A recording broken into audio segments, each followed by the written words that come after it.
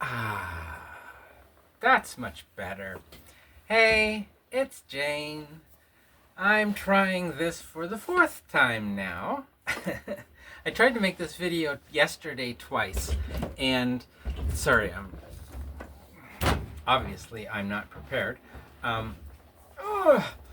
Yesterday I tried to make this video twice, and a second part had to do with world politics, and it's a multipolar problem. And no matter which direction you come at it, you kind of you de-accentuate the other angles, which are equally as important. And so it's really hard to have an open conversation about global politics, particularly in a complex time like today.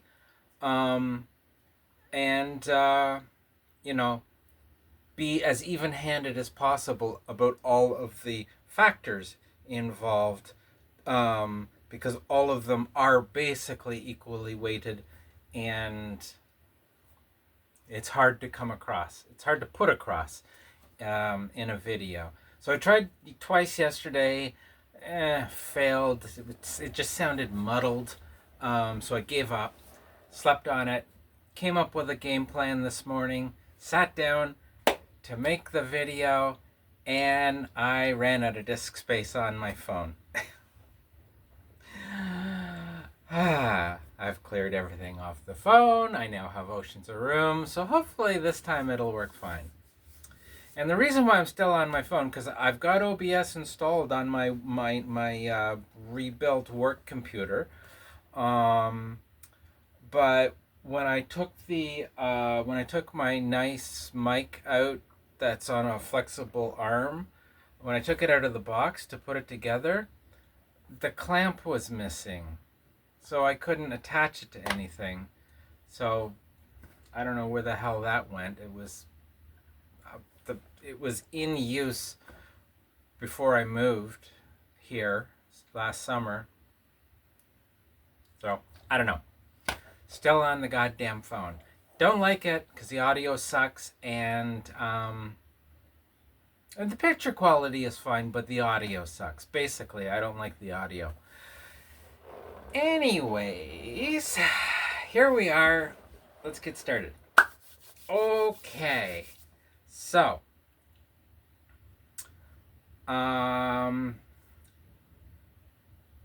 post-surgical stuff, right? Again, I think it was like 3 or 4 weeks ago when I did the last video. I had healed long before that. In the last video, I said basically it is just a stretching exercise at this point. The dilation is just a stretching exercise at this point, and I can't imagine anything's going to change. But something actually has, which is two things have changed. The second is you're gonna be maybe a little freaked out by, but the first one is interesting. They're both interesting, but the first one is pleasantly interesting. So in the last video, so I think 3 or 4 weeks ago, something like that, I said that with my 36, is it 36 or is it 35?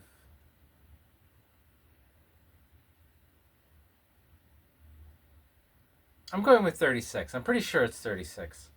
Because now I'm doubting myself. Anyways. Yeah, 36.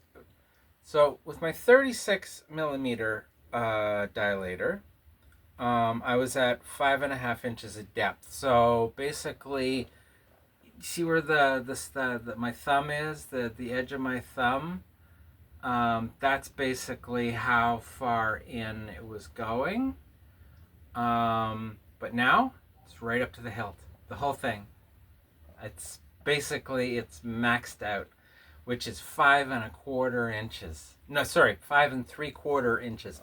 5.75 inches with the 36 millimeter, and with the 42 millimeter, that's pretty girthy. Like I've only known one guy that big. Let's just leave it at that. Um, I get 5 inches with that, and 5 3/4 inches with this. So mm, stretching even more than I thought it could. Better than it was last time by 1/4 inch, and I thought last time that was going to be the limit. Now, could I go farther? Could it stretch more? I don't know, but I don't really care. I don't have any desire to go and try and find a longer dilator. So, given that this is basically maxing out, I'm just stopping at that. 5 3/4 inches is more than enough, for standard usage. Um, so, yeah. So actual change, actual increase in depth. Since then, that's amazing. I'm super happy about that. Um, what else was there? I thought there was more to do with that. Oh yeah, there is. Yeah. Also, too, in the last video, I said that I was doing 15 minutes on the 36, 15 minutes on the 42, and then 15 minutes on the 36. Well, now I'm doing 20 minutes on the 36, 20 on the 42, and 20 on the 36. So I'm doing a full hour each dilating session. Again, basically because I treat this like a stretching exercise, right? So when you're exercising, you want to push yourself. You don't want to push yourself till it hurts, but you do want to push yourself until you feel like you've pushed yourself. So when I do a full hour of dilating, at the end of the hour, I feel like I have, I've done some work. It doesn't hurt at all, no discomfort, everything's cool. But for like 10, 15 minutes after the dilation, it feels like it was a workout. It was a stretching exercise. So um, it's I actually prefer it. I actually prefer the hour more than the 45 minutes. And also, the way our schedule, if you go to GRS Montreal, the way their schedule works is the first month is 4 times a day, the second and third month are 3 times a day, the fourth, fifth, and sixth months are twice a day, and then 7 through 12 is once a day. I'm not doing that. Right now I'm in my third month, so I should be doing it 3 times a day. But by the end of my second month, I had basically given up on doing it 3 times a day.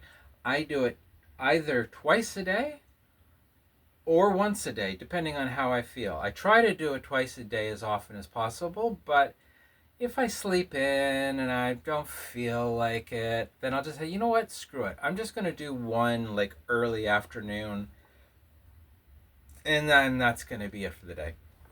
And it's fine. It's totally fine. Like, given it that I'm doing an entire hour per session, it's totally fine doing it once a day. Or, sorry, once a day occasionally and 2 times a day most of the time. And my dad is 85 and has a lot of health issues, and I take him to a lot of doctor's appointments, and we go to Toronto to see specialists occasionally. So there is the occasional day where we leave early in the morning and we come back late at night, and I don't dilate the entire day because it just does. I'm just too tired by the time I get home, and when I dilate the next morning, yeah, fine. It's as if I did dilate the day before. So, yeah, I'm like so far down the road of healing that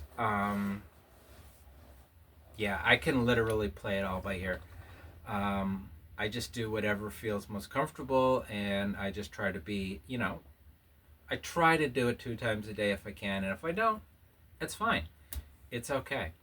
And I'll try to keep that up for the next couple of months. But, I could see by the end of March, maybe even going down to once a day. Again, I've maxed out um, the depth of my dilator, and there's no reason why it's going to decrease. So, you know, yeah, because everyone's different, right? And you got to know your own body. You have to know your own body. You have to know your limits. You have to know what you're comfortable with and what you're not comfortable with.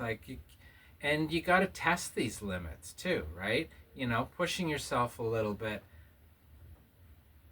really tells you, what you're capable of.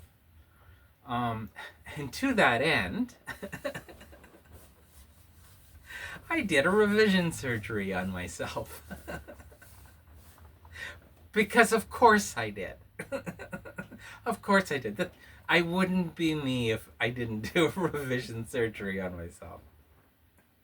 I'll show you the picture. I would love to show you the before picture before I cut the piece off. But it's like a full, spread open shot. And that's probably too much for YouTube.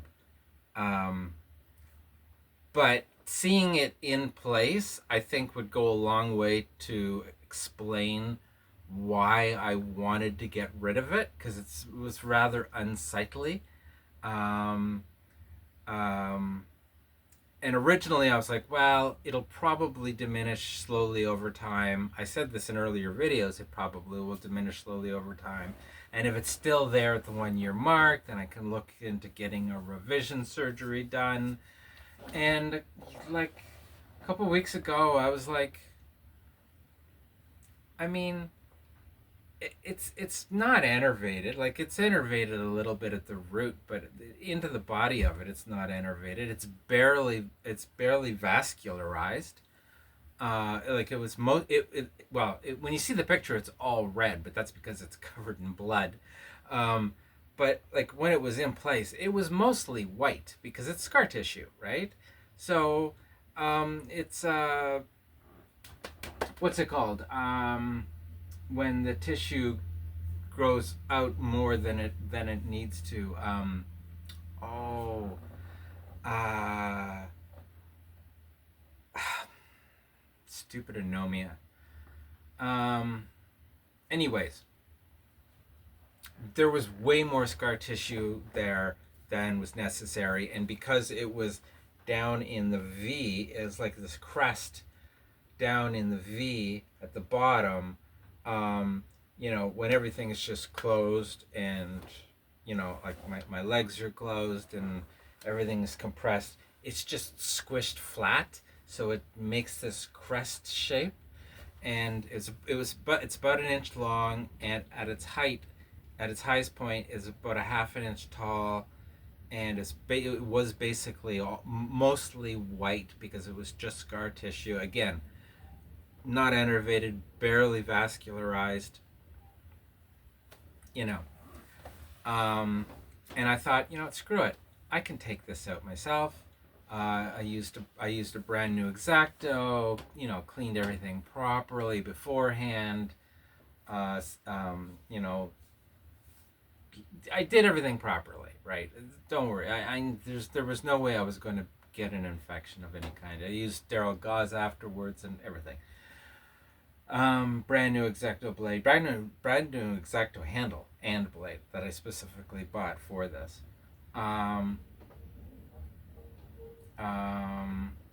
And I took the maximum amount of ibuprofen and acetaminophen and codeine that I could for my body mass, because if you're taking large doses of a drug that can impact your liver, like ibuprofen, you want to be very careful to make sure that you're not exceeding the recommended maximum for your body mass, right? So I looked it all up. I calculated the correct amount.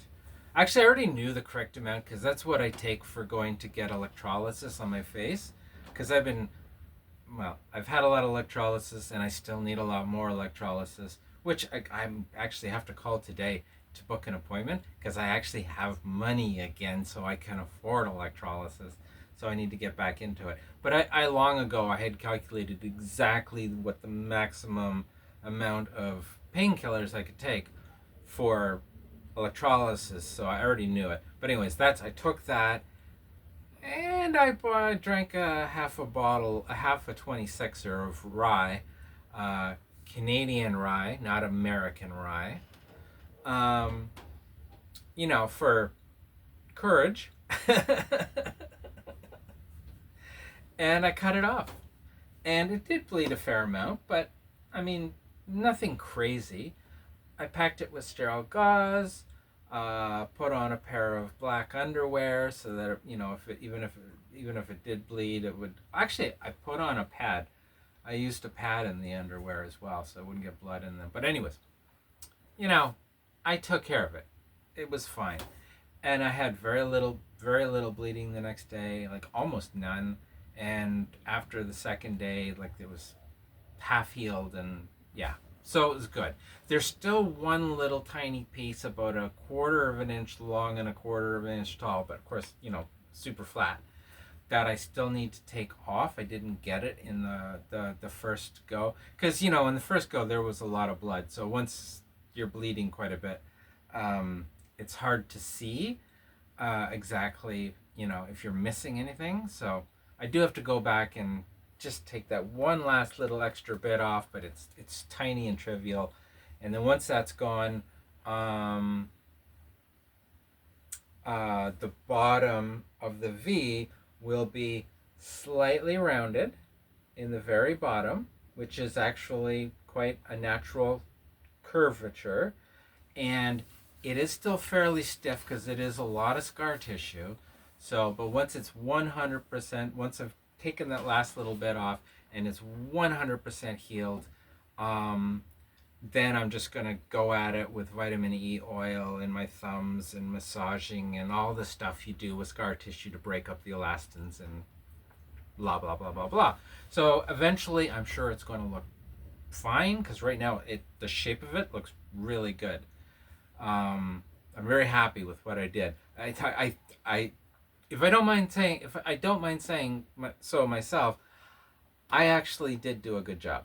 So now let me show you the picture. Unfortunately, because I'm not using OBS and I don't have any editing software installed, this is just going straight from my phone up to YouTube. So this is a one-shot video.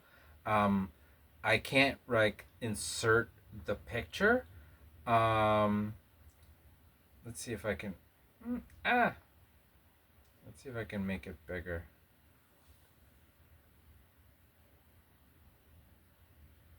Yeah, actually I can. That's actually not bad. I mean, this now it's huge because I've blown it up, but it's about a quarter of an inch long. Sorry, it's about an inch long and about a half an inch tall at its highest point. It's gonna look a little. It's gonna look a little out of focus, just because seeing off the camera, so it's hard to see. But yeah, actually, it's not bad. That's not bad. That's it. And it's a curved cut, right? Because it's curving from the outside inside the very bottom of the cavity, of the entrance of the vaginal cavity, right? So it's this crest that starts outside and goes inside. So it was a curved cut that I was making to get it out of there. So the fact that I got as much as I did in the first pass, and it came out so cleanly, and I barely felt a thing between the painkillers and the the booze, and The fact that it's lightly innervated down there, anyways, yeah, it hardly hurt at all, which is good, you know. But I mean, I would have done it even if it did hurt a lot. I still would have followed through on it because I mean, you know, it's just pain, right? You just do it, you know, you know, feel the pain and do it anyways. But yeah, yeah, I can do surgery on myself. So I think that's cool. I think that's fun. I'm glad. It makes me feel more confident in my ability to take care of my own health, knowing that, you know, something, it's a trivial cut to make, but I can do it myself. And that, it, it makes me feel good. It makes me, it's empowering. So, yeah. Uh, so I think that's it for the downstairs stuff. Um, yeah, I don't think that's pretty much it. Um, so I'm gonna have a sip of my energy drink.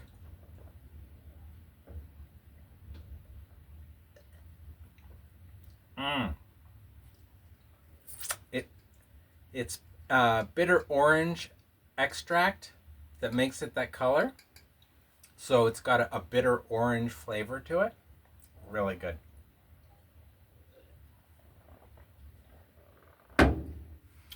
Um. Okay. So politics. Oh, my top's on inside out. Okay. Um. Politics.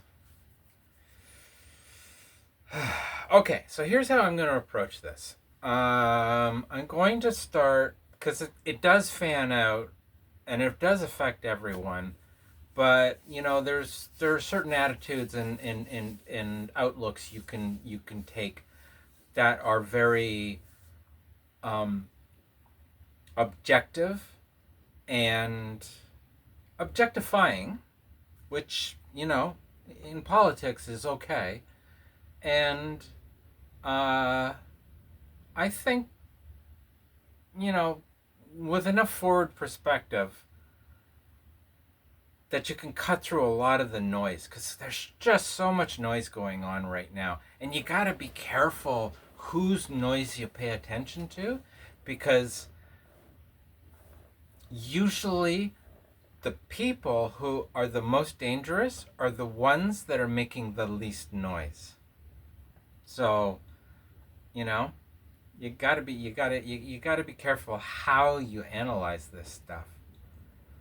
But so what I'll do is I'm going to start off from the perspective of myself as a Canadian. So as I'm sure everyone has heard, uh, Trump has made these silly decisions that somehow he's going to force Canada to become a 51st state. You know, tariffs are aside. Tariffs are a different matter. I'll discuss tariffs in a minute. That's actually secondary to this because this is actually where he shoots himself in the foot. Um, and this is where it's actually good for other countries. It's going to be good for Europe. It's going to be good for the UK. And it's definitely good for Canada right now. It's good for Mexico right now.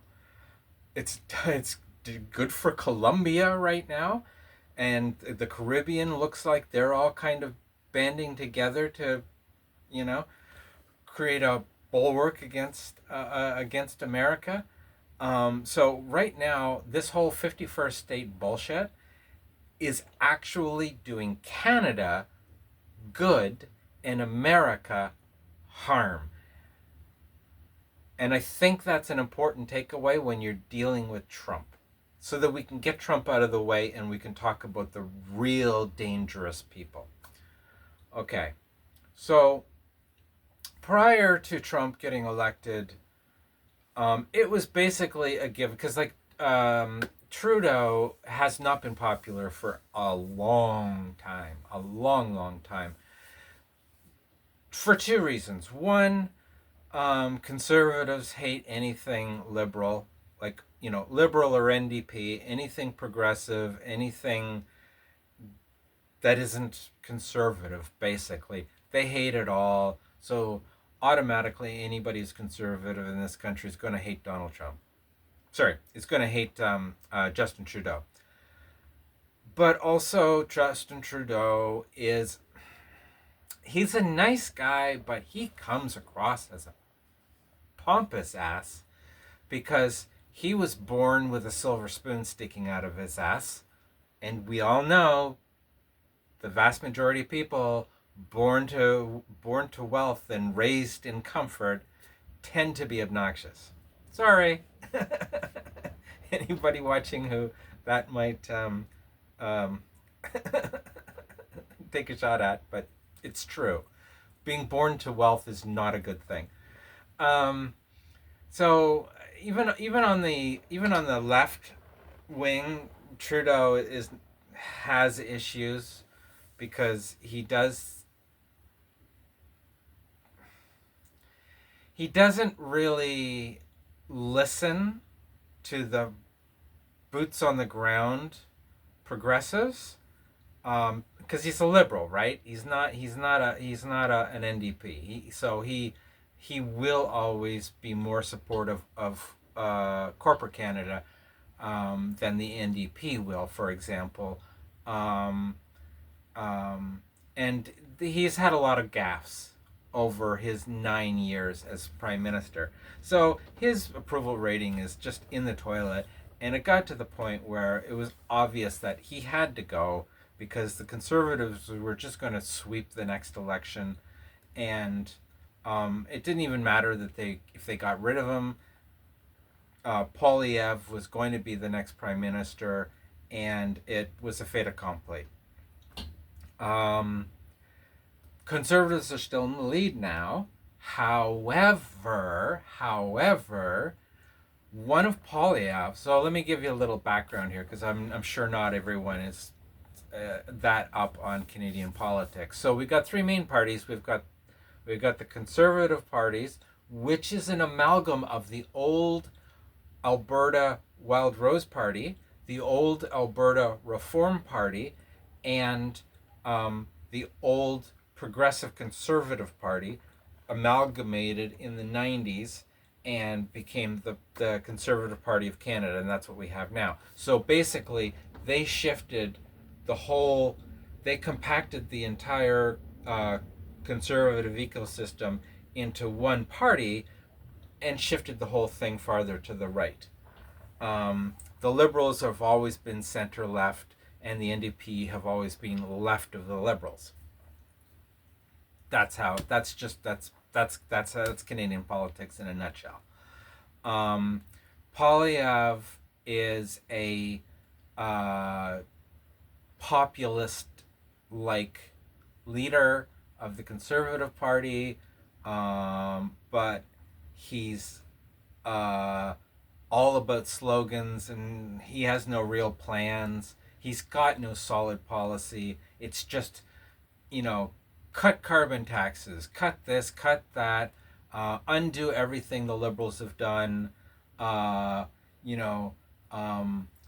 first, very Trumpian kind of rhetoric, but he has never, ever had any really solid policy plans that would go beyond the first, half year of them getting into power. Whatever happens after that, it would literally be whatever shit they make up, right? So, not an empty suit, but a fairly empty suit. A small man in a big suit. And he was absolutely going to be our next prime minister, which we don't need that in Canada, but the whole sweep of this whole authoritarian fascist reactionary thing that's happening across the globe. Across the globe.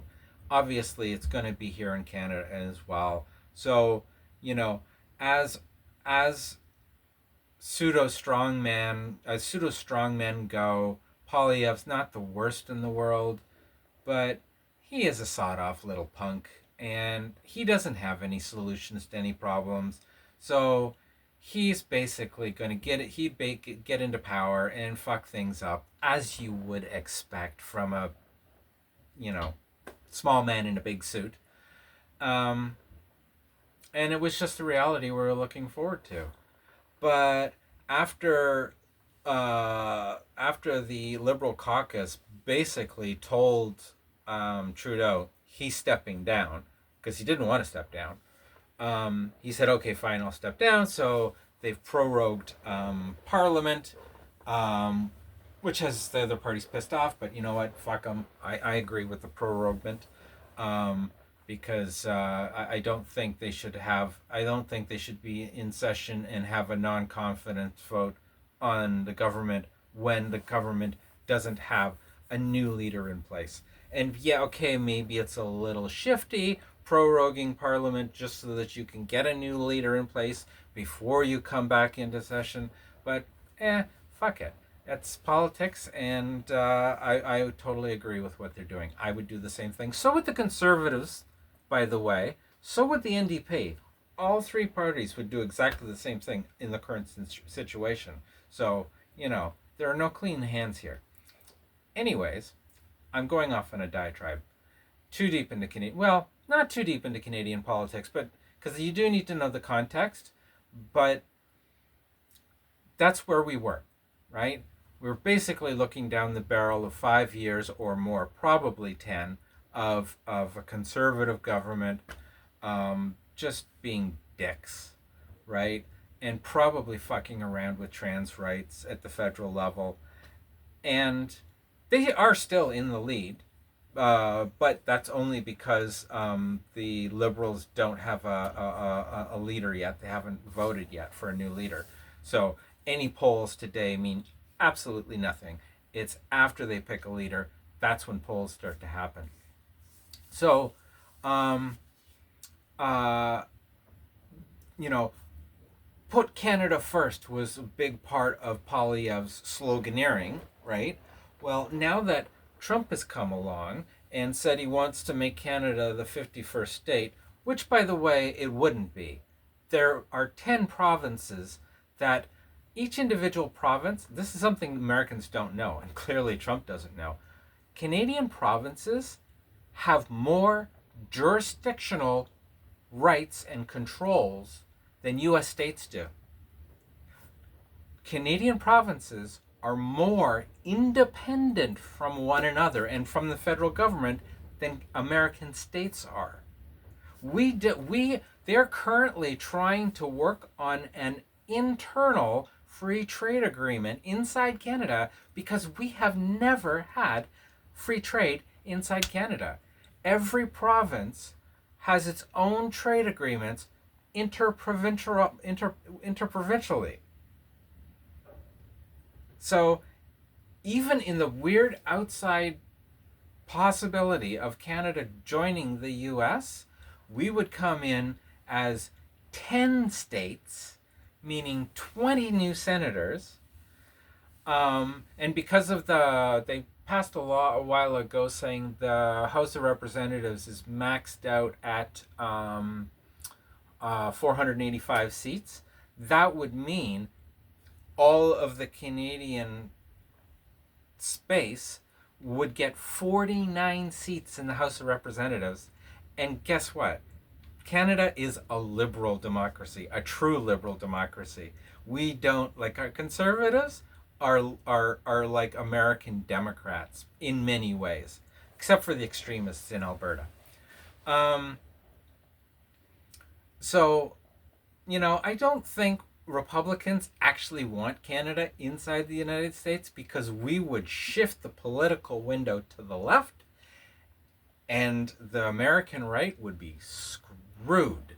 That's 20 new senators in the Senate most of which would caucus with the Democrats. We would probably be Democratic Socialist, actually, um, because that's the American Party that really fits the Canadian model the most. So the majority of Canadians would be Democratic Socialists, and so probably like 16 of those 20 Canadian Senate seats would actually caucus with the Democrats and wipe the Republicans off the fucking map, right? So they don't really want us as part of their country because we would so change the landscape. But putting that aside, putting that aside, there's no way in hell Canada is ever going to become part of Canada because nobody wants that. And that's the good thing. That's the good thing that Trump has done. And that's the good thing that Trump is doing for Europe. And that's the good thing that Trump is beginning to do for the UK, is doing currently in Mexico, is doing currently in Colombia. Uh, um, Trump is making enemies everywhere. Greenland, right? Canada. So Polyev, the conservative leader, who was absolutely a shoo-in for next prime minister, a big part of his sloganeering has been, Canada first. Well, guess what? Now every Canadian is saying Canada first. And it's not about the Conservative Party, it's about Canadian identity and Canadian independence and Canadian values. And all of a sudden, like, all of Polyev's talking points have been ripped away from him, appropriated by the nation as a whole, and he's now floundering because he's got nothing. He's got nothing to run on. He's just a small man in a big suit, which is fantastic. Trump is doing great things for Canada right now. Fantastic things. Apparently, the sales of Canadian flags has increased by 60% because of Trump, right? Canadians are coming together to say, fuck you, America. And it's such a good thing. So it looks like this is going to be a long video. I'm sorry. If you're bored, just, you can don't watch, right? Like, honestly, I'm going into the nitty gritty of some political views. So, if this is boring, just stop it. This is not about views. This is about me. I don't know. Me being me. So America, Trump is forcing Canada to rally around the flag, to turn inwards and look at our own values and look at what makes Canada special and unique and focus on that. The boycott in Canada of of U.S. products is fantastic. On YouTube, I'm seeing Canadian grocery store ads where the ad is not about the store or the products. It's about the fact that they're flagging everything in the store as made in Canada, like all the stuff that is made in Canada. They're flagging it as made in Canada. And they're using that in their advertising as a selling point for you going to their grocery store because they know people want to buy Canadian now. And the government and Trudeau is been jetting all over the place, talking to other nations about potential new trade agreements, because the U.S. The U.S. economy is basically a drug, right?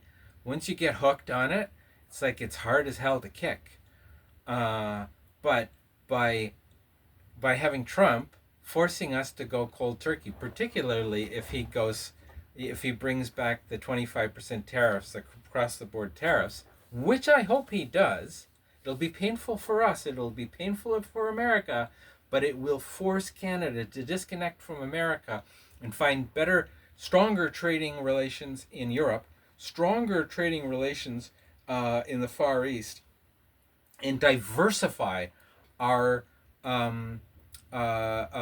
trading arrangements so that we're not as dependent on the United States. Like, I wouldn't go so far as to say we should not trade with the United States, but I absolutely do believe we should be trading a lot more with Europe and a lot more with the Far East. And like, something like 60% of our trade is with the United States. I'd like to see that cut down to 30% and have 70%, like 35%, or let's say maybe something like 1/3 in Europe, 1/3 in the Far East, 1/3 with the States. I mean, that seems like a nice balance, right? We need to diversify our trading environment so that when America does implode, um, it doesn't hit us as hard as it does right now. Um, but he's doing us a favor. He's doing us a favor. And when the election does come later in the spring, um, it's looking like Mark Carney is going to be the next Liberal leader. And Mark Carney is going to be a very temperate voice. And he does actually stand a decent chance of beating Polyev, because Polyev has no platform to work with, and half of his sloganeering has been yanked away from him because of Trump forcing Canadians to say Canada first as a nation, not as a political party. So Trump is doing Canada a massive favor, a huge favor. It'll be painful for a while, but it will be better in the long run by breaking our ties or minimizing our ties with the U.S. You know, and same thing's going to happen with Europe, and the same thing's going to happen with the UK. It's happening with Mexico now, and Mexico is starting to look at their alternatives also, and strengthening their border with the U.S. to try and keep American guns out and American drug money out, and precursors, because the way it works with fentanyl, all of the precursors come into the United States, go down to Mexico, are made in mom and pop labs, and then come back across the border in tractor trailers. It's not coming across, tiny amount is coming across with mules. The vast majority, like something like 95% or something of that, of the fentanyl that's coming into the United States from Mexico is coming in on tractor trailers through regular ports of entry. And also the vast majority of the precursor chemicals for that fentanyl comes into the United States from China and then down into Mexico. Right? So, again, Mexico's feeling pain, but Trump is actually doing Mexico a favor by forcing a decoupling and forcing Mexico to look at other alternatives for, their trade and their industrial plant and their cultural exchange. I would love to see Mexico have more connections with Europe. They already have pretty decent connections with the Far East. I'd like to see them have more connections with Europe because, it seems like a natural fit to me. Anyways, the point is, Trump is all noise, right? Trump is all noise.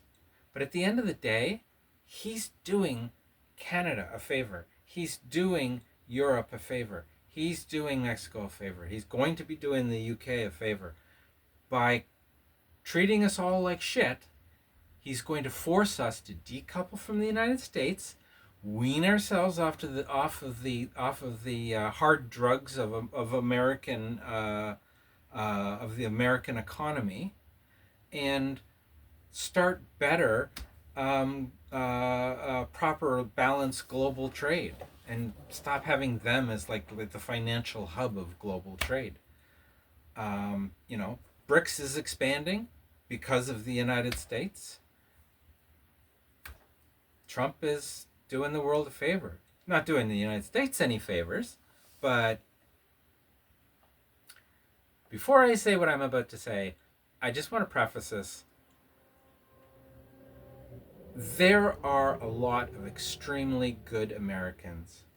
I have a lot of friends in America who I love to pieces, and if the United States of America had a civil war, I think Canada, I'm fairly sure Canada would actually support the We the People faction in America, right?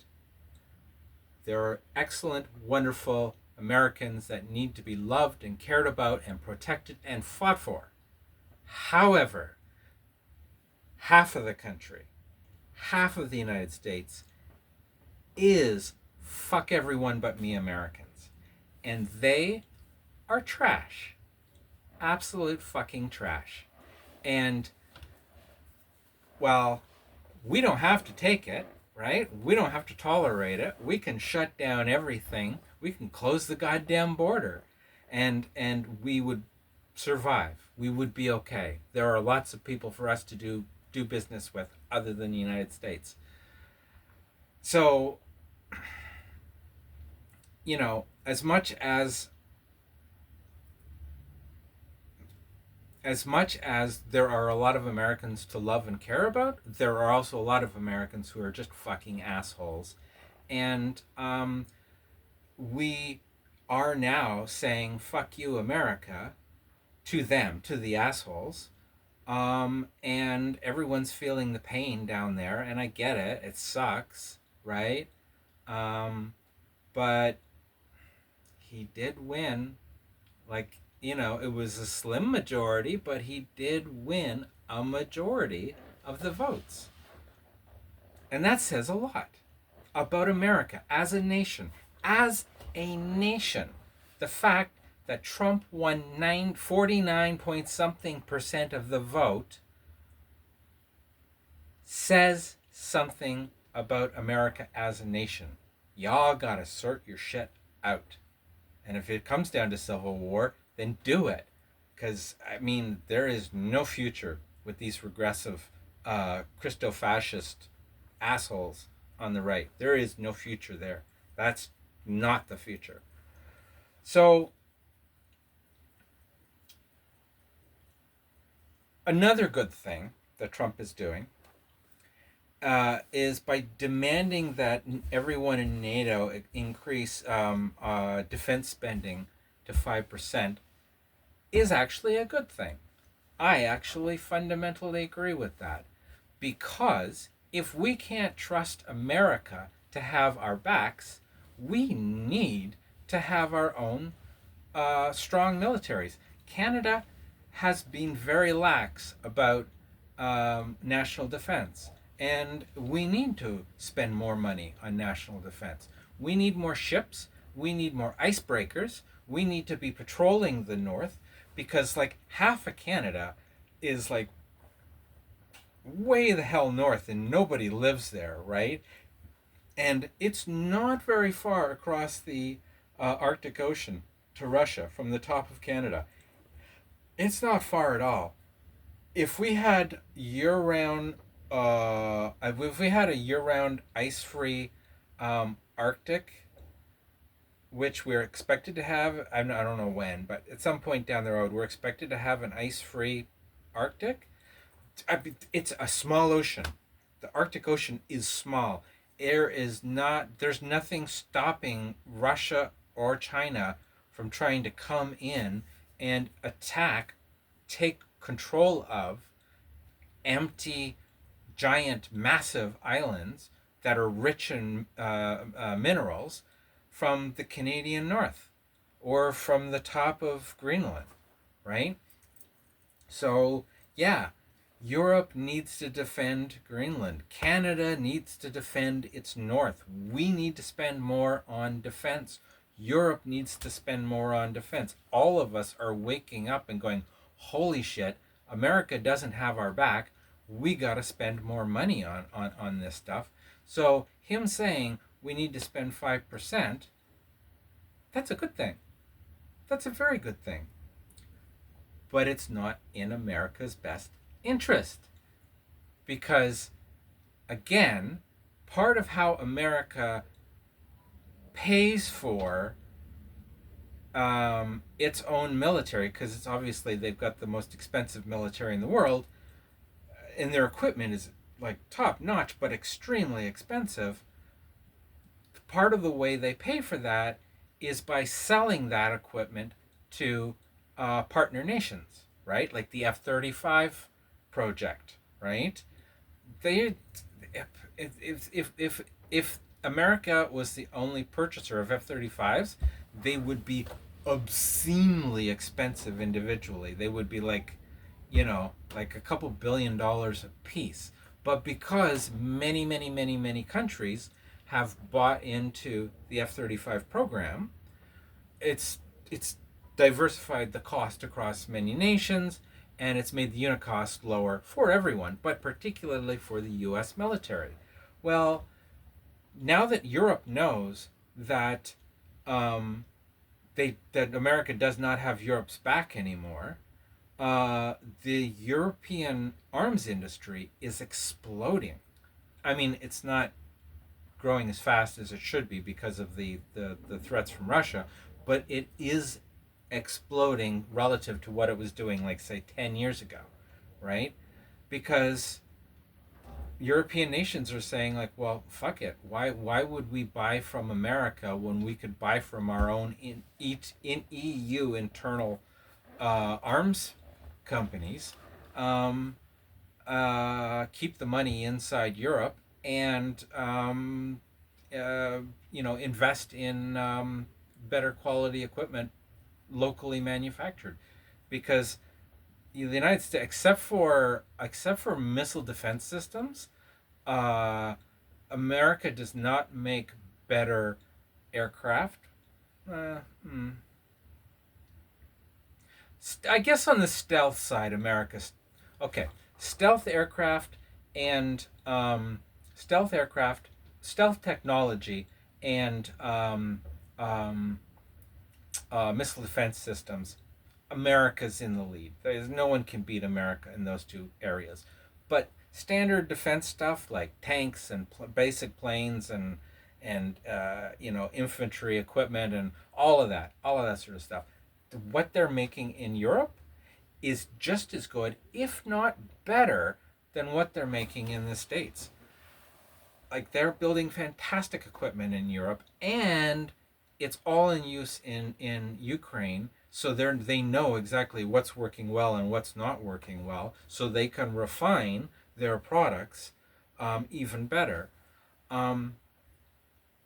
So, America is now losing its export market for arms to like half of its clients. Well, that's just gonna drive up the defense costs at the Pentagon. Seriously, Trump is literally shooting America in the foot by doing all of this. The less the U.S. exports defense equipment, the more expensive it becomes for the Pentagon to buy this stuff, which means the less it can buy, right? Or it drives up the budget, and of course, Republican government, all they want to do is cut taxes, so then it's going to drive up the deficit, and you're already servicing debt on top of debt on top of debt with this deficit down there in the States, for those Americans watching. Yeah. I mean, Trump is doing the rest of the world some real good at America's expense. Some stuff to think about.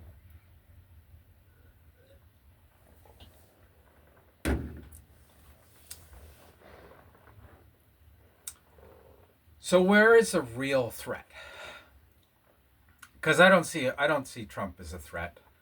He's not a threat to the world. He's all he can do is flounder.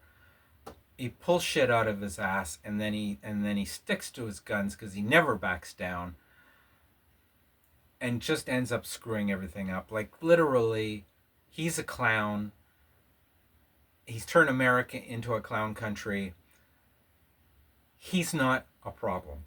He's not a problem. He's good for the rest of the world, and he's only just going to make things difficult for Americans. He's not even going to ruin things for Americans. Where are the real threats in America? There's two. And I will say one of these two is far, far, far more important than the other one. Okay?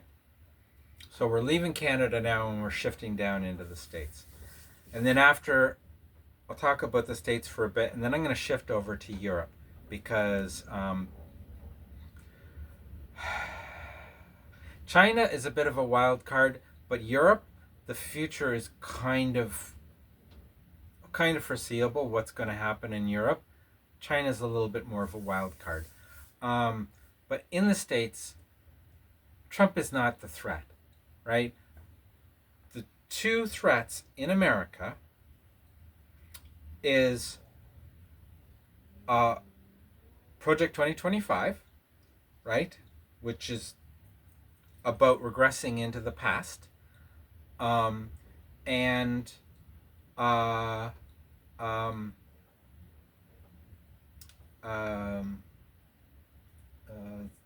shit,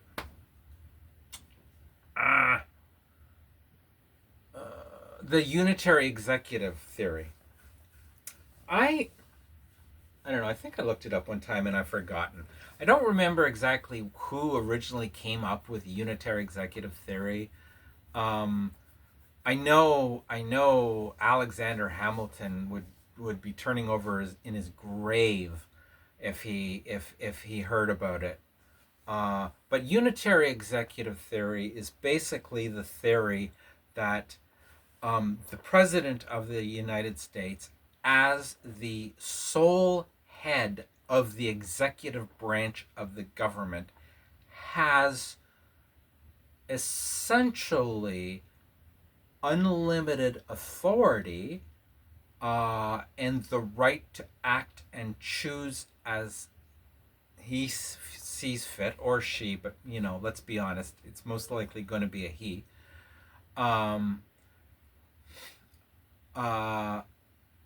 And is essentially above the law.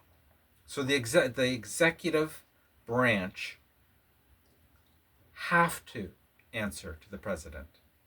They do nominally, but there are supposed to be safeguards put in place to prevent the president from completely fucking up the government. Apparently those safeguards don't work anymore, or maybe never worked, because they were never tested. But unitary executive theory basically treats the president like a king. And, it was a fringe theory for many decades, but now there is 5 out of the 9 Supreme Court judges nominally support the unitary executive theory. That's a problem for America. To invest that much power in one person, even though technically the legislative branch controls the purse. The House actually controls the purse, and the legislative branch passes the laws that have to be followed by the executive branch. Technically, that's true, but if you believe in the unitary executive theory, the president can essentially overrule most of that. Some of it they can't, some of it they can't, and some of these things are going to go up the Supreme Court. And the Supreme Court is going to have a lot of cases before them over the course of this year. Probably starting in the summer, going into the fall. There's going to be a lot of cases on a lot of different technical points of all of the chaos that President Musk is doing in the government, and the Supreme Court, which is 5/9 supportive of the unitary executive theory, are going to be saying yay or nay on each one of these cases, right? And some of them they're going to say no, the president can't do that, and yes, the president can do that. But you know what? They're going to say yes to the president more than they're going to say no to the president. So Trump, well, President Musk and golfing buddy Trump are going to get away with an awful lot over the next 2 years with the blessing of the Supreme Court as it currently sits.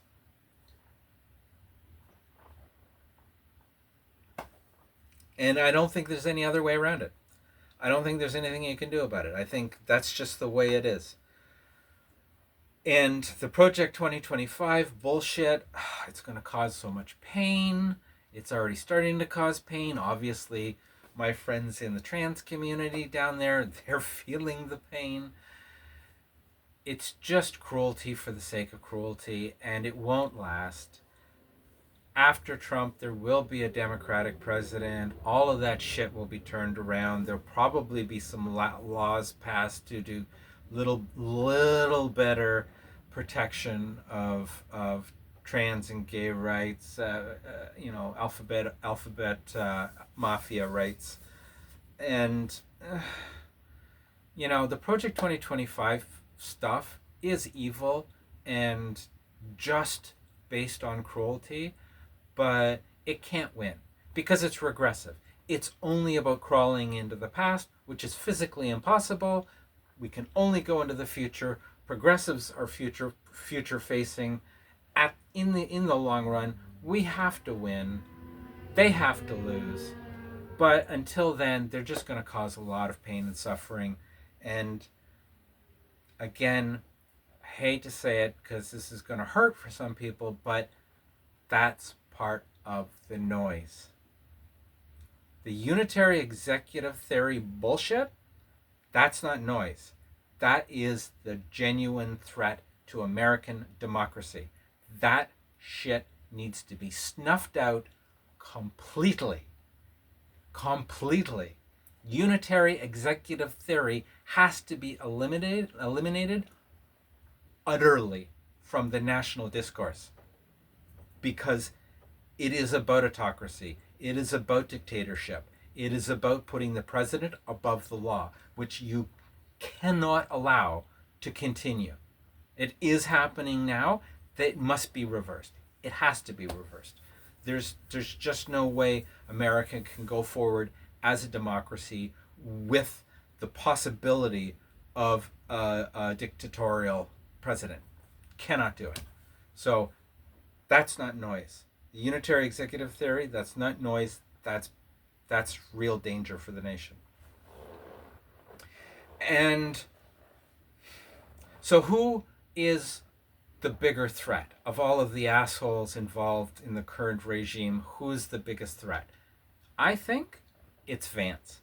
And the reason why I think it's Vance is because he's VP.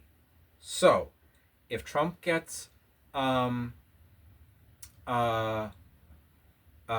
out of office in the second half of his term, right? If they have a blue, if America does not have a blue wave to the point where it isn't just a Democratic majority in the Senate, but a supermajority, if there aren't 60 Democratic seats in the Senate, then I don't know what America's going to do in the long term. You probably are going to end up with a goddamn uh, civil war, because uh, you need a supermajority in the Senate to convict for impeachment. I believe. I don't think it's a simple majority. Is it a simple majority? You know what? I'm not sure, actually. Maybe it is just a simple majority. Either way, either way, for the Democrats to have any real teeth, because there are lots of things that require a supermajority in the Senate. The only way for the Democrats to have real teeth is to get 60 seats in the Senate and have a majority in the House. They'll definitely get a majority in the House, but yeah, I'm not holding my breath on 60 seats in the Senate. But just assuming that there's a blue wave, and even assuming they can successfully impeach Trump and kick him out, and so that he can never come back, Vance becomes president.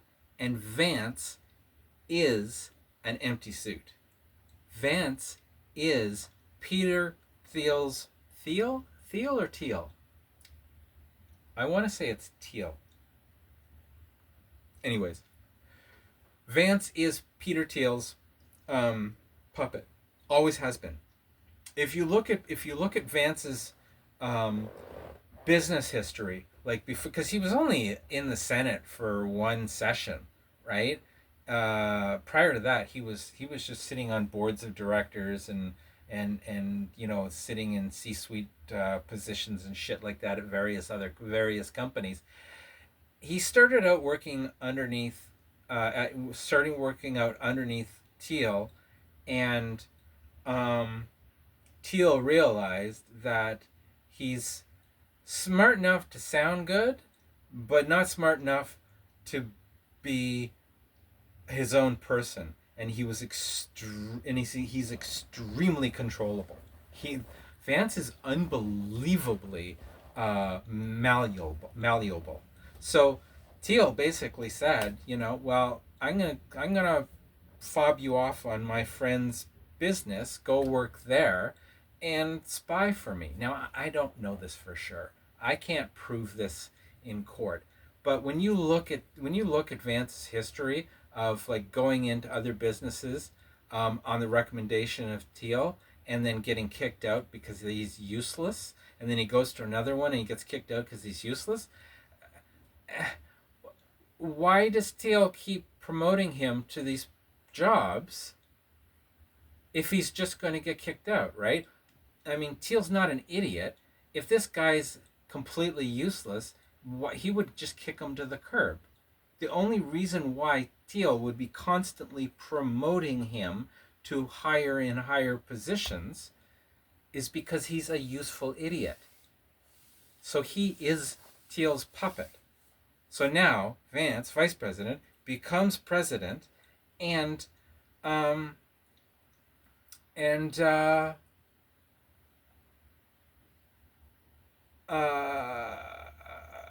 almost lost my train of thought. So Vance becomes president, and he's Teal's puppet.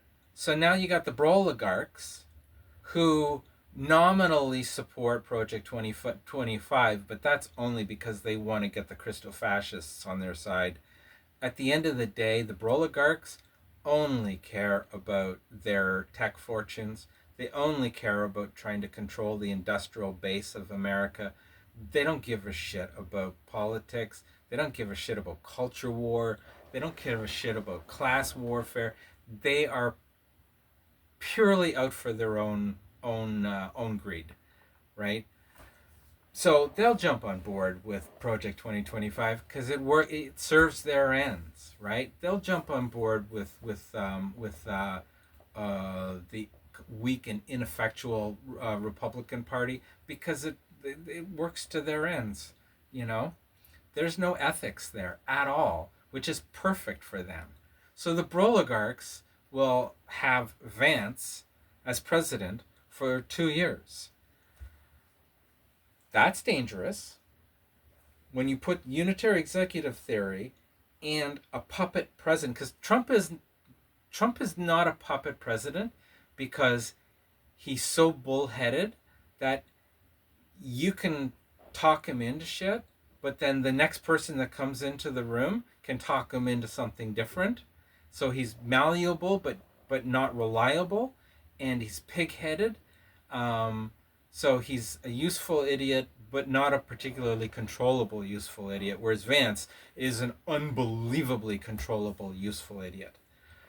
So yeah, the next these 2 years are going to be bad, but the 2 years after, particularly if you impeach Trump, there's gonna be a new kind of bad with Vance as president, because he's not going to be stupid like Trump is. He's going to be stupid like Vance is, and he's going to listen exactly to the instruction of his oligarch overseers. And Musk,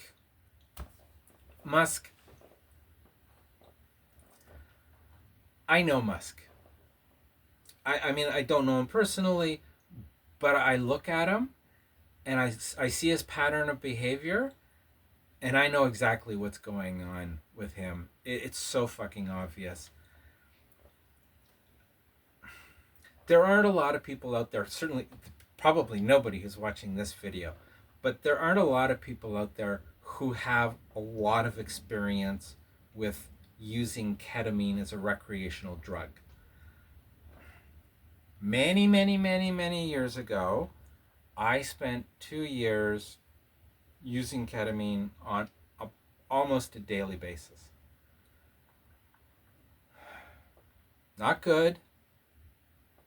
Brought it to an end. Never touched the stuff again. It's been over 10 years now. Yeah, it's been over 10 years now. Haven't touched it since. Never going to touch it again. That part of my life is gone. It's done. But I can say I know what the mind of a K user, how the mind of a K user works.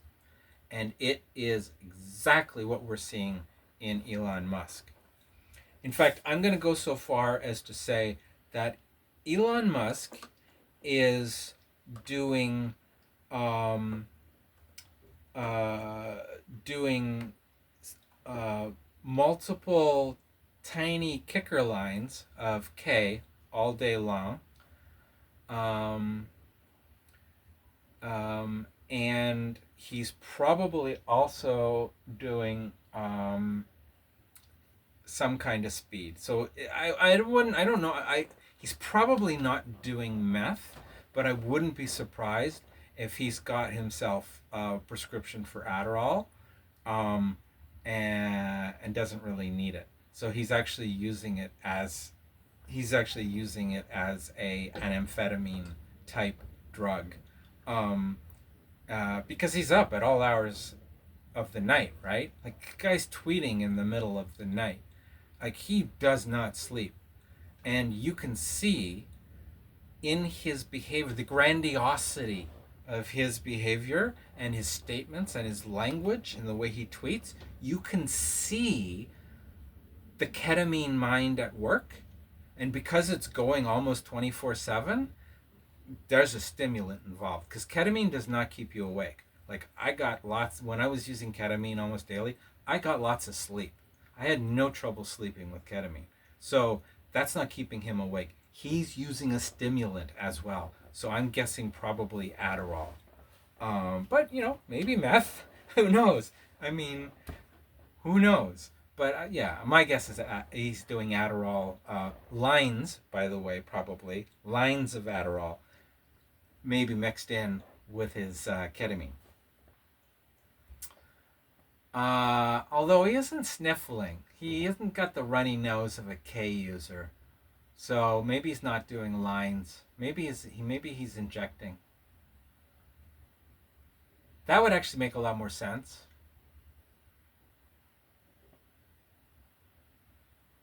Yeah, now that I think about it, yeah, he doesn't have the constant sniffles of a regular K user.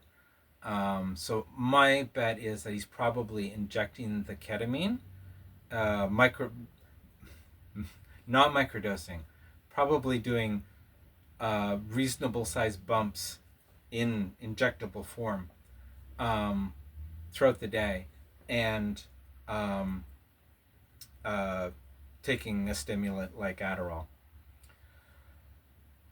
Anyways, he is a useful idiot as well. Of course, we all know he's an idiot. Um, and he's also extremely disposable. Everybody hates Elon Musk. Like the Broligarchs hate Elon Musk. He is a useful idiot, and he is utterly expendable. So, with all of the bulldozing he's doing in the U.S. Federal government right now, eventually the chickens are going to come home to roost. Trump is going to wash his hands and say, "Oh, I didn't know anything of what he was doing. He was doing this all on his own," and they're going to probably, I wouldn't be surprised if after Trump and Vance are out of office and there's a Democratic president, I wouldn't be surprised if Musk doesn't end up in prison for what he's doing right now. Because he's totally expendable. And he will burn himself out too. You can't do 24/7 and not eventually fry your brain. So one way or the other, he doesn't have a future, and he's going to be gotten rid of. So he is noise as well. As awful as he is noise as well. Can the federal government, bounce back from all of this damage that's being done by him right now? I don't know. I don't know the U.S. government well enough. I don't know. I think it's probably on a department by department basis. I don't know, because the tough ones, like NSA, DOD, Department of Energy, these ones, I think they're not going to make very much inroads into, because they're just too locked down. But I mean, USAID, I mean, they can reconstitute USAID, but I think they could probably fix it without too much difficulty. The Department of Education, honestly, the Department of Education needs to be revamped anyways, because education in America is disgustingly bad. Public education in America is disgustingly bad. Like, offensively bad. So the Department of Education needs to be completely rebuilt anyway. So if he trashes it, and then a Democratic president puts it back together in a new, better shape, I mean, maybe in the long run it could be for the good. I heard just yesterday that he's starting to get into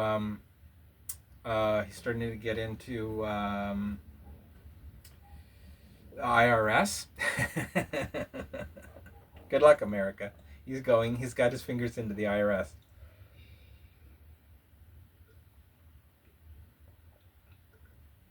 That's another agency that, quite frankly, I think needs to be completely rebuilt.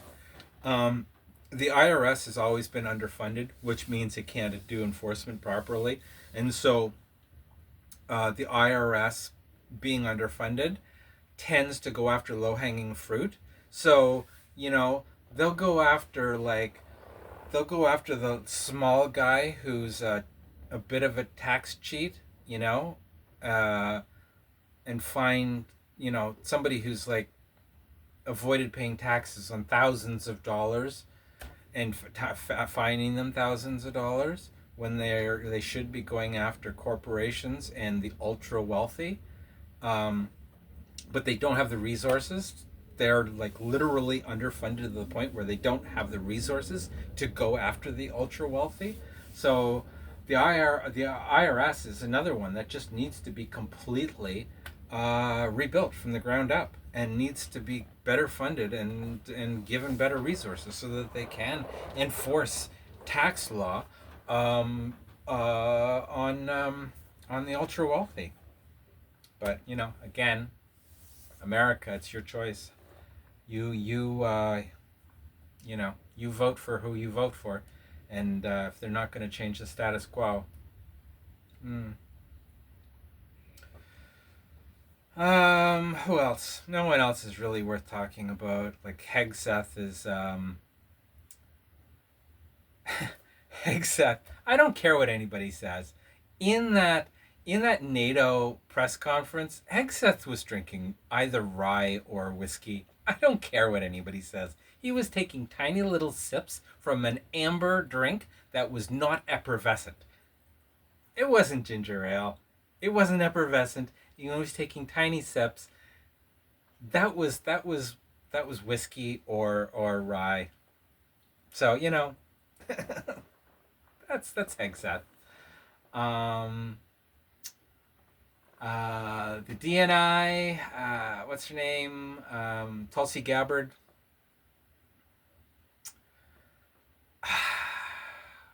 She is a Russian sympathizer, absolutely. Um, but she's not the foreign controlled asset people make her out to be. She actually grew up in a cult in Hawaii.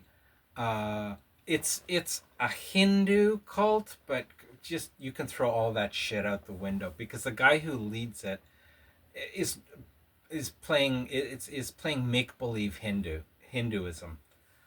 I probably know more knew more knew I probably know more about Hinduism than he does. It's all make believe Hinduism. It's just a typical American cult. She grew up in that milieu, and it really you can see it in her thinking. She thinks like a cultist. Um, so, is she really going to be that dangerous for the national intelligence branch? Not really. You know, the CIA are pretty good at hiding their secrets from the government, from the president. They always have been. They've always kept their secrets from the president. Um, the NSA are even better at it. Uh, um, the DIA are under the Department of Defense. Um, you know, the real crown jewels of national intelligence. Yeah, I think they're pretty safe from Tulsi Gabbard. You know, like they might fire too many people, and make it like a little thin on the ground for a while, for like foreign operations and stuff like that, which will be a nightmare for the intelligence community. But she's never going to get her hands on the crown jewels, and already we're starting to hear outside the U.S. that American intelligence partners are starting to kind of step back a little bit. I saw an interview here in Canada. You know how retired members of a service will come out and give their opinion on what's going on in their area of expertise, and what's really going on is that they're coming out and sharing unofficially the position of the organization they used to be associated with, right? Standard practice, every country does it. Um, so, like, I don't know, 2 days ago, I think, the retired leader, whatever, of CSIS, the Canadian Intelligence Agency, the retired head of CSIS, was on the CBC, and he was on global news, and he said that most likely, meaning, yeah, this is what's going to happen. Um, um, Baseline intelligence sharing is going to continue as normal because there's no reason for it to not continue as normal. Like, if Canada gets signals of an attack on the United States, Canada is going to share that intelligence with the United States.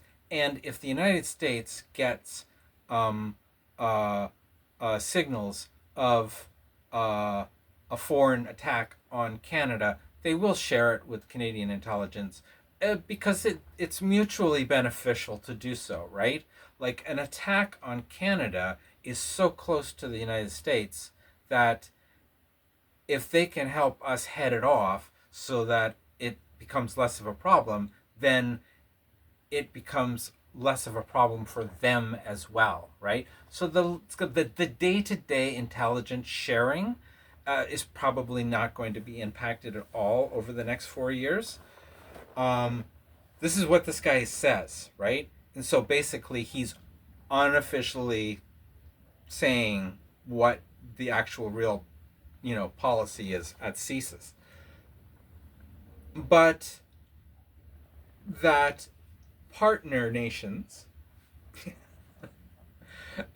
being circumspect, partner nations are going to be a little slower on sharing all information with America. If it isn't a direct national security threat, maybe they'll hold back what they share with America, and America will most likely hold back what it shares with its partners. So the Five Eyes, there's going to be less sharing in the Five Eyes for the next while because, because of Trump. And that's also that's not going to be any good for America.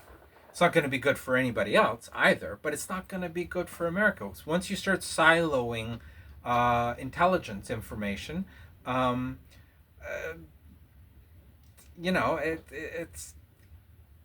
it's not as good for everybody involved. So it is what it is. So I think the U.S. federal government is going to bounce back.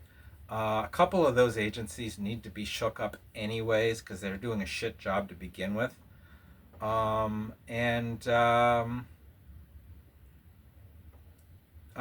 Musk is going to burn out, or he's going to be a scapegoat, or he's going to be both. Trump will probably be impeached and kicked out, and then you've got Vance as a puppet president to deal with.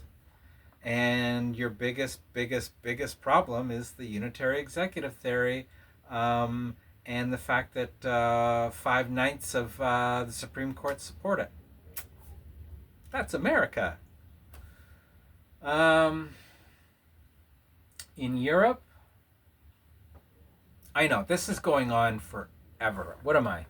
I'm like hour 28 now. I assume nobody's watching at this point.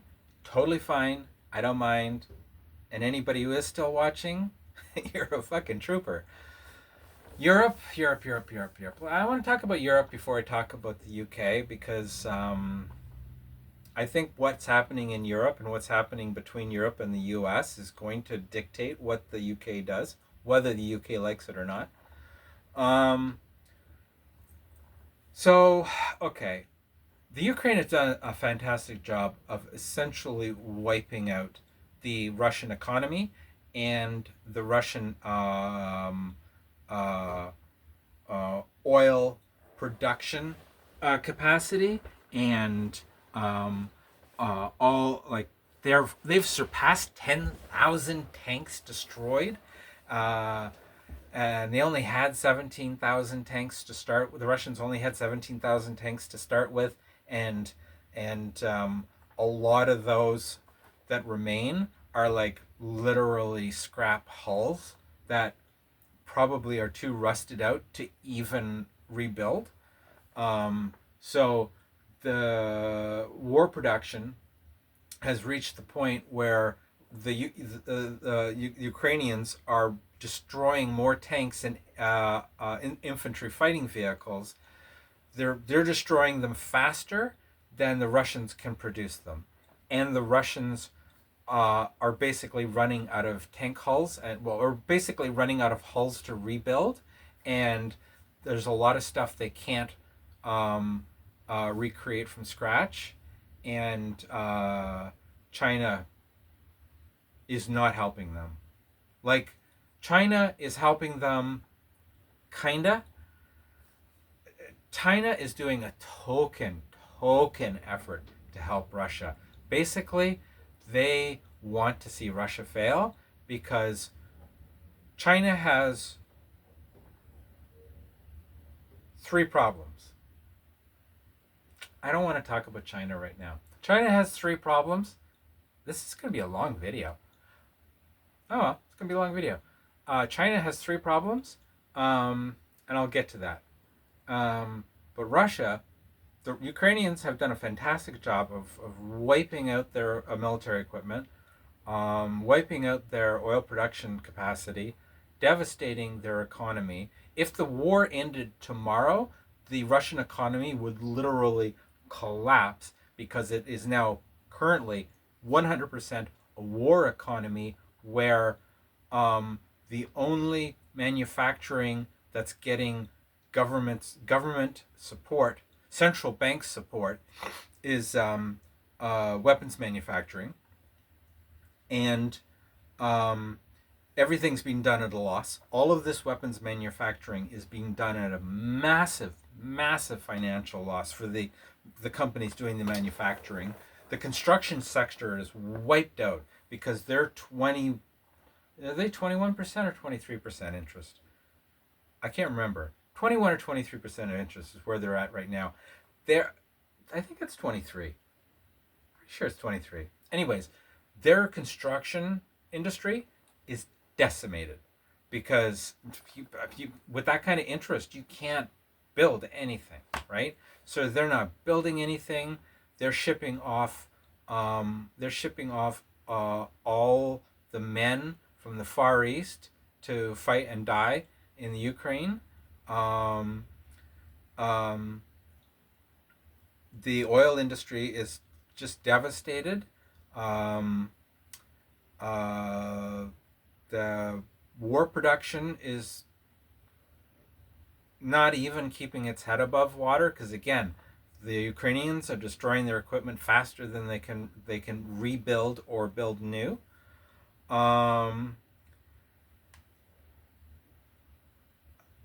And let's just say, okay, there's two scenarios. Let's say we go with the Trump scenario, right? So Trump, it's not going to happen. This is not going to happen, but it's what Putin wants. So let's just deal with this. Let's deal with the more unlikely scenario first. So the Trump scenario, which is which is what Putin wants, is they managed to negotiate a ceasefire, a standing ceasefire. Or I shouldn't say a standing ceasefire, but a holding ceasefire,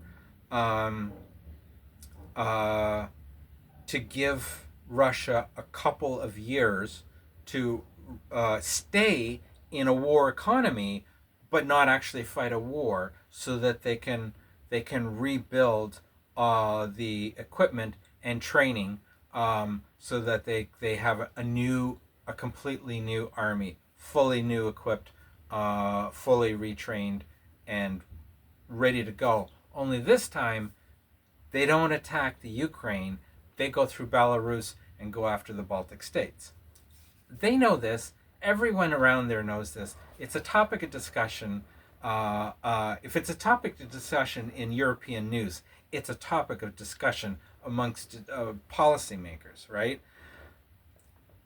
This is what Putin wants. He wants just to stop the war, have it stay stopped for 2 to 3 years so that he can rearm, and then he doesn't attack the rest of the Ukraine. He goes after the Baltic states, because if he can go after the Baltic states and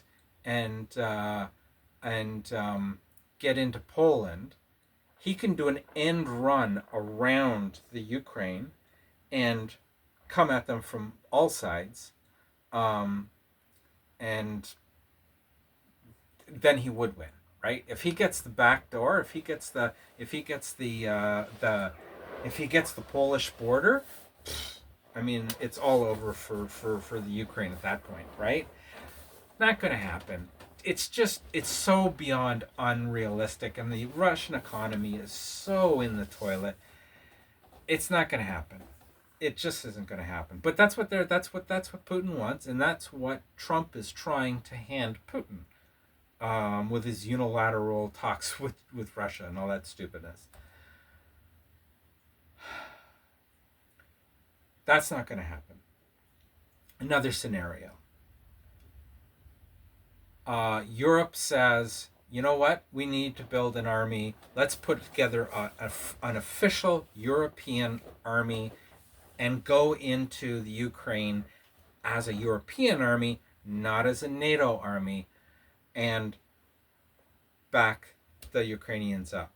The big problem for the Ukrainians, and to their defense, and there's been a lot of sniping done at the Ukraine recently, but from NATO, which has kind of been a little bit unfair, because what's been going on is the Ukraine has been using hybrid Soviet NATO tactics in combat, um, and NATO keeps saying, don't do that with our expensive equipment. You can't just, it's not candy. This shit is expensive, and it's very slow to manufacture new stuff. You have to be circumspect about how you deploy this stuff. You have to use NATO tactics when deploying NATO equipment. And the Ukrainians are like, yeah, but NATO tactics means you go in with suppression of enemy air defense, um, first, so that you've got clear skies, and then you go in and get complete air dominance and can do precision ground strikes. Like you take out all the up for aircraft, and you can do precision ground strikes from the air, and then those NATO ground tactics work like a dream. You just sweep right across because you've got, you know, death from above, as they used to say back in the Vietnam War, right? That's NATO tactics. The Ukraine doesn't have that. They don't have air superiority. There's a stalemate in the air, basically. Both sides can lob bombs at one another, but they can only fly so close to the front line before they're subject to the air defenses of the other side, right? So there's a stalemate in the air, which means on the ground, they can't use NATO tactics as NATO tactics are written, because NATO tactics require air dominance. So a lot of the shit that's been in the press the last few days about taking cheap shots at the Ukrainians has been quite unfair. Anyways, if Europe, if the fight continues and Europe builds an army and then they go in support of the Ukraine, they can easily, super easily push the Russians completely out of Ukraine and lock that border up and bring the Ukraine into the European Union, and then put them on track to join NATO. Will that happen? I don't know. Starmer saying that, well, we're willing to send troops to the Ukraine, but if you actually read the fine print, it's only to support, only as peacekeepers after a ceasefire agreement has been signed, right? Tough talk. There's no lead in that pencil. But it is possible. Again, it's one of those things like a European country that unilaterally goes into Ukraine to support Ukraine is basically causing Russia to declare war on that country. So, like, let's say France decided, okay, fuck it, we're going in to help the Ukrainians. We're bringing our air force. We're bringing everything. We're just gonna go in and get the Eastern Territories back, uh, uh, uh, and get Crimea back, and just lock the border down, and then bring them into Europe. Russia would declare war on France if it was France doing that, right? Nobody wants to be the first one in. Everybody would be happy to be second or third in, like the Poles. The Poles, if if the UK or France were already in the Ukraine fighting alongside the Ukrainians, then the Poles would join them. Absolutely, hands down. But as things stand, everyone's like, well, I don't want to be first, right? So Europe does need its own army. America is now making that a reality because they're showing they're completely unreliable as a defense asset for Europe, and you know, it's strengthening Europe basically. It's making things more precarious. It's forcing Europe to defend itself, particularly if the U.S. starts pulling assets out. And even not so much ground assets, because the Americans don't have, like, they don't have a decisive amount of ground assets in Europe to begin with. It's more that the American Patriot and THAAD missile defense systems. Those are those are the big deal things that are in Europe that Europe needs, and Europe has their own equivalents for Patriot, but they don't have their own equivalent for THAAD. That's the big deal because THAAD can take out ICBMs mid-course, right? The only system in the world that can reliably take out ICBMs in mid-course.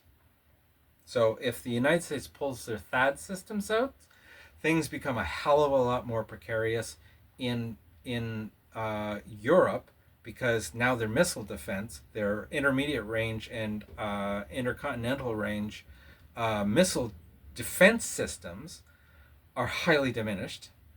And their military footprint is not as big as what it needs to be, and it'll take them quite some time to build that up. But they should, and you know, it would do them well to get on top of this shit, and they should build their own equivalent of that. They should have their own high altitude missile defense system that can take ICBMs out mid-course. There should be more than just THAAD in the world. The Europeans should have their own system.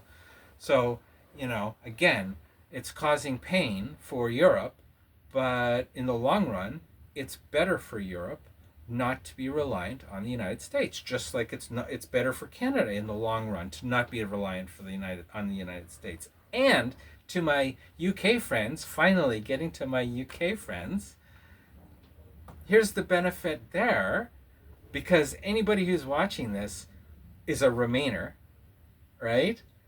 And wants to get back inside the EU. So if the US puts tariffs on the UK like they're threatening to do,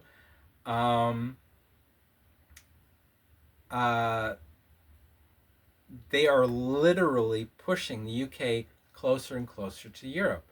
So right now, the UK is beginning to work hand in glove with the European Union when it comes to national defense and how to coordinate all this stuff, and how to coordinate support of Ukraine.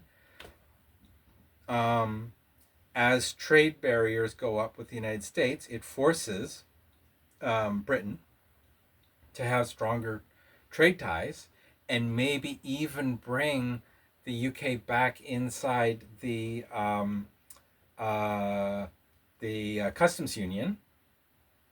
That's a first. It's a slippery slope to going back inside, but I could definitely see in the next 4 years, the UK choosing to join the customs union if Trump keeps up his tariff stuff and makes enemies of everybody. Well, not enemies, but makes trade enemies of everyone.